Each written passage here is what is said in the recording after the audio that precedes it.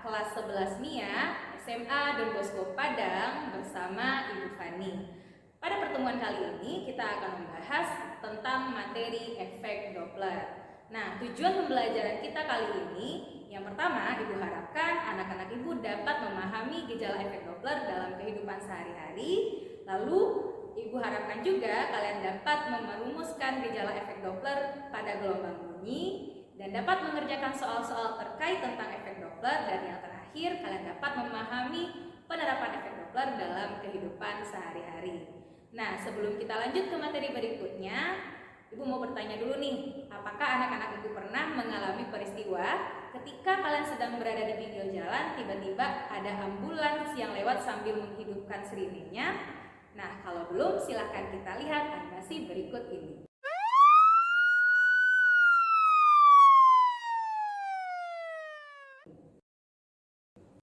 Nah, dari animasi yang kalian dengarkan tadi atau yang kalian lihat tadi, terlihat di sana bahwa ketika mobil ambulan mendekati pengamat, maka si pengamat akan mendengarkan frekuensi bunyi yang lebih tinggi.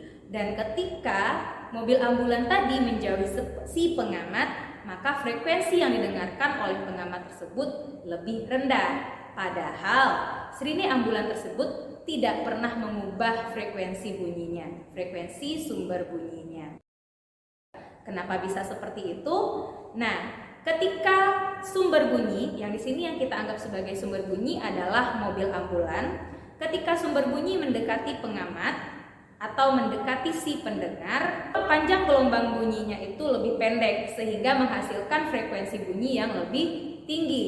Dan ketika sumber bunyi tersebut atau si ambulan tersebut menjauhi pengamat, panjang gelombang bunyinya akan semakin lebih panjang sehingga frekuensi bunyi yang didengarkan itu lebih rendah. Nah, pada pembelajaran sebelumnya kita sudah belajar bukan bahwa frekuensi bunyi dan gelombang bunyi itu saling berbanding terbalik. Semakin tinggi frekuensi bunyinya, maka semakin pendek panjang gelombangnya. Nah, jadi yang dinamakan dengan efek Doppler itu adalah fenomena perubahan frekuensi bunyi karena adanya pengaruh gerak relatif antara sumber bunyi dan pendengar. Nah, efek Doppler ini pertama kali diamati oleh seorang fisikawan dari Austria yang bernama Christian Doppler. Besar frekuensi bunyi yang terdengar oleh pengamat dari suatu sumber bunyi saat terjadi peristiwa efek Doppler, kita bisa tentukan dengan persamaan Fp sama dengan V plus minus Vp dibagi V plus minus Vs dikali Fs, di mana Fp itu adalah frekuensi yang didengar oleh pengamat atau pendengar. Itu disebut dengan Fp, satuannya dalam Hertz. Lalu di sini ada Fs. Fs itu adalah frekuensi sumber bunyi. Lalu di sini ada V. V itu adalah cepat rambat bunyi di udara dalam satuan meter per sekon. Lalu Vp. Vp itu adalah kecepatan si pengamat. Nah, dan yang terakhir ada namanya Vs. Vs itu adalah kecepatan sumber bunyi. Nah, di sini anak-anak Ibu bisa lihat ada tanda plus minus. Fungsi tanda plus minus yang ada di rumus tadi itu kita bisa lihat di animasi ini. Di sini ada pengamat dan ada mobil ambulannya. Ketika si pengamat berjalan mendekati sumber bunyi, nah kecepatan si pengamatnya akan bernilai positif. Nah sebaliknya, kalau si pengamat itu menjauhi sumber bunyi, maka kecepatan pengamatnya akan bernilai negatif. Sekarang untuk kecepatan sumber bunyi. Ketika sumber bunyi mendekati pengamat, maka kecepatan sumber bunyinya akan bernilai negatif. Sebaliknya, ketika sumber bunyi menjauhi pengamat, kecepatan sumber bunyinya akan bernilai positif. Nah, disitulah fungsi tanda plus minus dari rumus yang tadi. Nah, sekarang kita lihat penerapan efek Doppler dalam kehidupan sehari-hari. Yang pertama ada pada sirine. Nah, di sini suara sirine dirancang sedemikian rupa dimanfaatkan efek Dopplernya sehingga para pengamat lebih waspada terhadap mobil-mobil yang mengeluarkan bunyi sirine saat bergerak mendekati si pengamat. Nah, lalu pada ekokardiogram. Ekokardiogram ini kalian bisa temukan di rumah sakit. Itu digunakan untuk mengukur kecepatan aliran darah dan karakteristik jaringan lisu namanya. secara akurat dengan memanfaatkan ultrasonik dari Doppler atau ultrasonik Doppler 2 dimensi dan 3 dimensi. Nah, untuk lebih paham akan materi berikut ini, kita simak contoh soal berikut. Oke, kita perhatikan contoh soal kita yang pertama.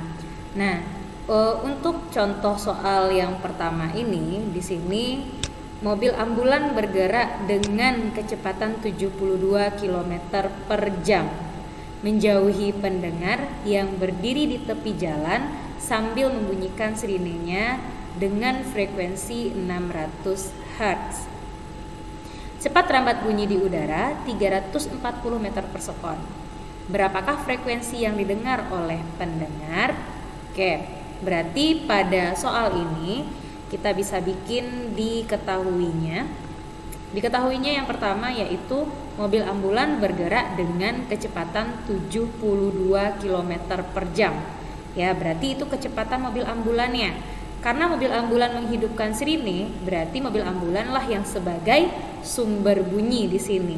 Ya, berarti yang 72 km per jam itu kecepatan sumber bunyi yaitu 72 km per jam. Nah, 72 km per jam itu kita harus ubah dulu ke meter per sekon. Nah, berarti 72 km per jam itu sama dengan 20 meter per sekon. Nah, di sini si sumbernya bergerak menjauhi. Jadi dia bergeraknya menjauhi. Artinya kalau kita misalkan di sini sumber dan pendengar atau pengamat, S sumber itu kita misalkan dia sebagai si wanita dan P itu pria. Berarti kalau si wanita menjauhi si pria, berarti kecepatan sumbernya bernilai negatif atau tindakan wanita yang negatif kan seharusnya. Nah, makanya VS-nya bernilai negatif di sini. Oke, berarti dimisalkan di sini VS-nya bernilai negatif. Tuh, ini bisa kita hapus. Kita masukkan di situ VS-nya nilainya negatif. Bagaimana dengan pengamat atau pendengar? Pengamatnya di sini bernilai positif. Kenapa? Karena dia hanya berdiri di tepi jalan, tidak bergerak menjauhi atau tidak bergerak mendekati. Nah, artinya pengamatnya atau pendengarnya dalam keadaan diam. Kalau pengamat atau pendengar dalam keadaan diam, kecepatan pengamat atau kecepatan pendengarnya sama dengan 0. Ya, kecepatan pengamatnya sama dengan 0 karena dia dalam posisi diam. Oke, lalu katanya sambil membunyikan sirine dengan frekuensi 600 Hz. Yang membunyikan sirine di sini adalah mobil ambulannya. Ya, berarti yang 600 Hz itu adalah frekuensi sumber bunyinya atau VS-nya 600 Hz. Jika cepat rambat bunyi di udara 340 meter per sekon, berapakah frekuensi yang didengar oleh pendengar? Nah, cepat rambat bunyi di udara V 340 meter per sekon, berapakah frekuensi yang didengar oleh pendengar? Berarti frekuensi yang didengar oleh pendengar itulah yang disimbolkan atau yang dilambangkan dengan FP. Jadi yang ditanya FP-nya berapa. Nah, kita bisa masukkan ke rumusan yang tadi.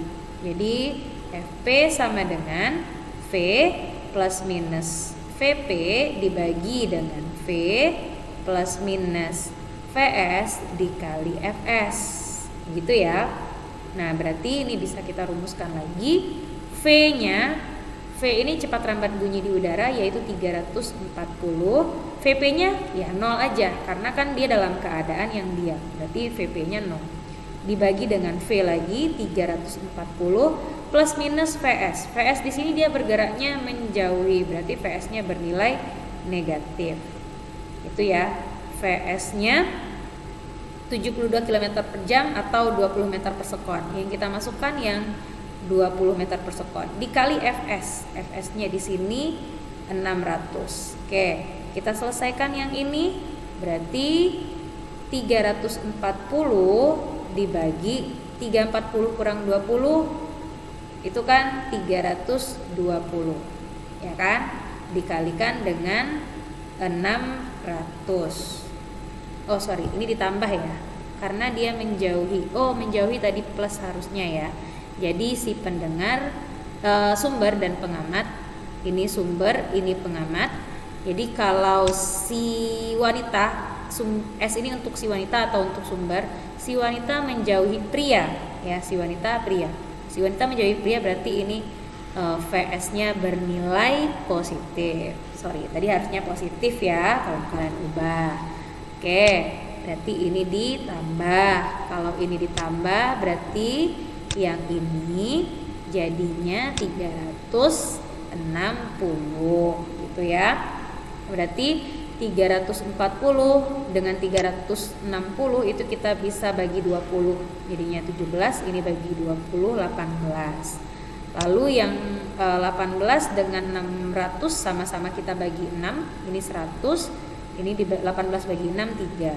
Berarti 17 kali 100 itu 1700 dibagi 3, dapatnya 566,67 Hz. Oke.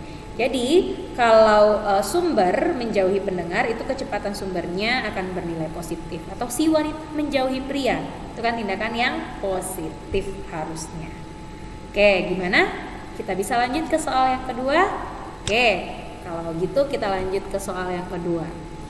Nah, untuk soal yang kedua, Rangga berada di sebuah pelabuhan saat mendengar bunyi peluit kapal dengan frekuensi sebesar 930 Hz. Artinya 930 Hz ini frekuensi yang didengar oleh si Rangga. Berarti VP-nya, ya, berarti yang dikasih tahu, FP-nya.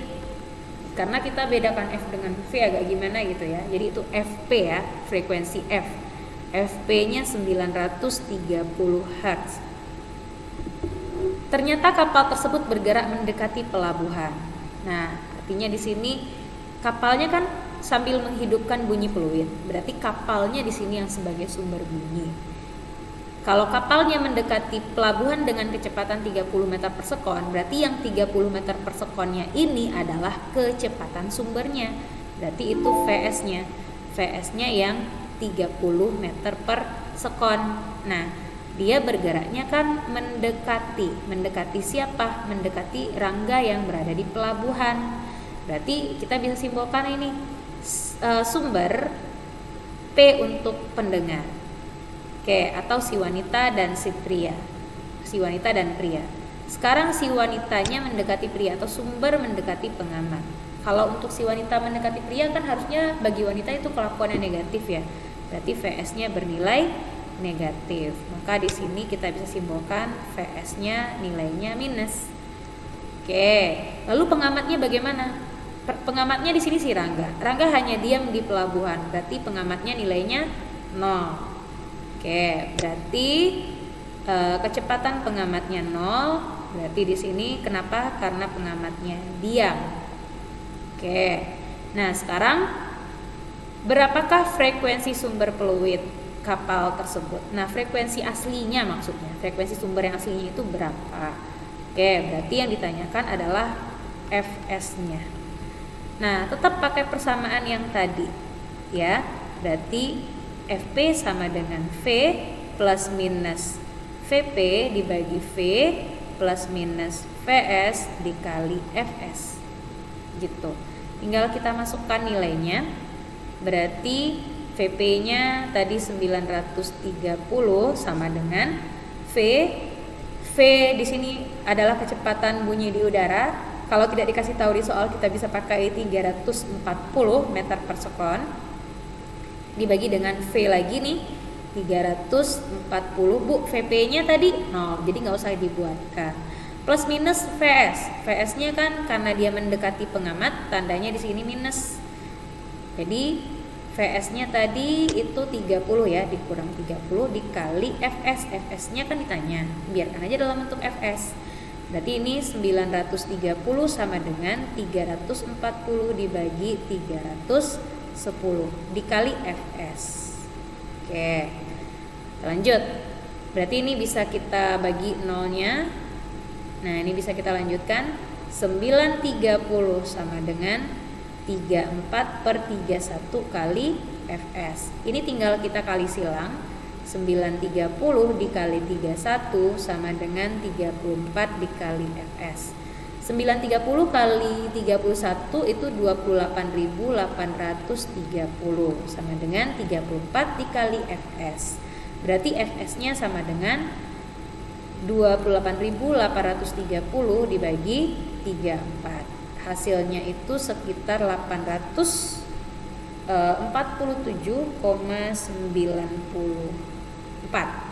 Hz. Oke, itulah caranya. Gimana? Gampang ya? Jadi kita tinggal masukkan ke rumus, lalu hati-hati dengan tanda plus minus untuk kecepatan sumber maupun kecepatan pengamatnya. Sekian dulu dari contoh soal kita. Nah, bagaimana pembelajaran kita pada pertemuan kali ini? Mudah bukan? Untuk memahami materi ini lebih lanjut, silakan diputar ulang video tersebut. Dan sampai jumpa di video selanjutnya. Salam fisika!